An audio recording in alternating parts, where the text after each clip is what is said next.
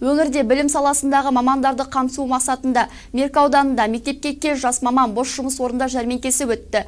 Жұмысқа қабылдау барысының ашықтығын қамтамасыз ету мақсатында Аманат партиясының мүшелерінен, Адалдық алаңы жобалық офисінің қызметкерлерінен және депутаттардан құралған арнайы топ бақылау жасады.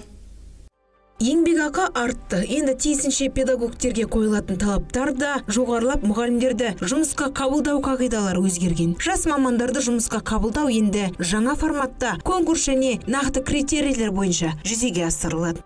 Мемлекеттік білім беру ұйымдарында басшыларды тағайындау, басшыларды және педагогтарды жұмысқа орналастыру бойынша заңға өзгеріс енгізілген. Яғни осы заңға сәйкес адалдықты, әділдікті насихаттау, осы сыбайлас жемқорлықты болдырмау мақсатында біз Меркі ауданы қажетті педагогтардың бос вакансияларын, яғни барлығы 103 вакансияны жариялап отырмыз.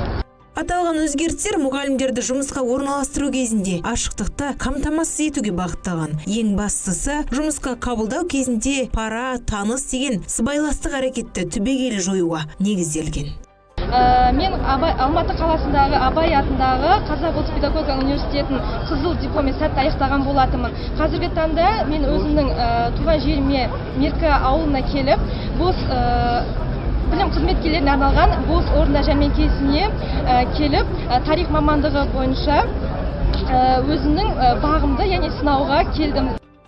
Педагогтерге 103, техникалық қызметкерлерге 12 бос жұмыс орны қарастырылған. Олардың ішінде мектеп мұғалімдері, балабақша қызметкерлері, қосымша білім беру мекемелерінің педагогтері, сонымен қатар бір директор және 4 мектеп директорының орынбасарына бос лауазымдар ұсынылды. Айта кетейік, өңірде орыс тілі және әдебиеті, ағылшын тілі және математика пәнінің мұғалімдеріне үлкен қажеттілік туындап отыр.